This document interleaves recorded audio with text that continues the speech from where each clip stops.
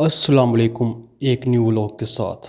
आज गर्मी बहुत ज़्यादा थी और घर से कुछ ही फासले पर एक नहर भी है। सोचा वहाँ पे जाता हूँ, आपको भी दिखाता हूँ नहर कैसी दिखती है। ये फैसलाबाद रोड की एक मशहूर नहर है जिसे बिक्की के नाम से भी जाना जाता है। खैर यहाँ पे बहुत ही अच्छा व्यू है, आपको बैठने की भी जगह मिलती है, पास शॉप्स वगैरह भी अवेल हैं। यहाँ पर आकर थोड़ी सी हिम्मत की, सोचा नीचे जाकर पत्थरों के पास जहाँ पर पानी मौजूद है वहाँ कुछ टाइम बैठता हूँ।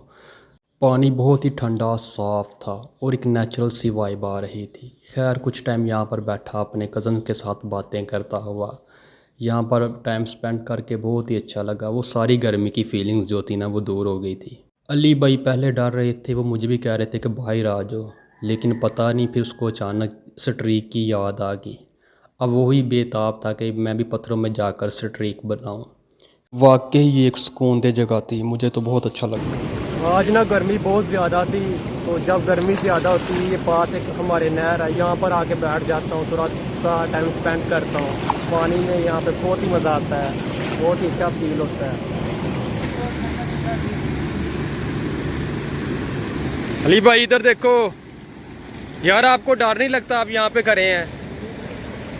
अली भाई कह रहा है कि मुझे डर नहीं लगता। अली भाई आज देखो, आपको दिखाऊं, मुझे तो देख के से मैं मना भी कर रहा था, लेकिन ये देखो यार, ये भाई अली भाई इंजॉय कर रहे हैं, कहते गर्मी बहुत ज़्यादा लग रही थी। वाकई क्या खूबसूरत है ये मंज़र, क्या खूबसूरत है ये नज़ारा। एक बहता हुआ पानी, ठंडी हवा, और आपको भी ये पानी की आवाज़ सुनाता।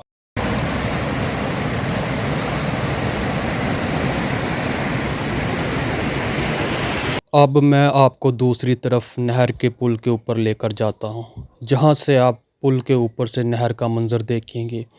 क्या खूबसूरत है ये नज़ारा, क्या है ये कुदरत का करिश्मा।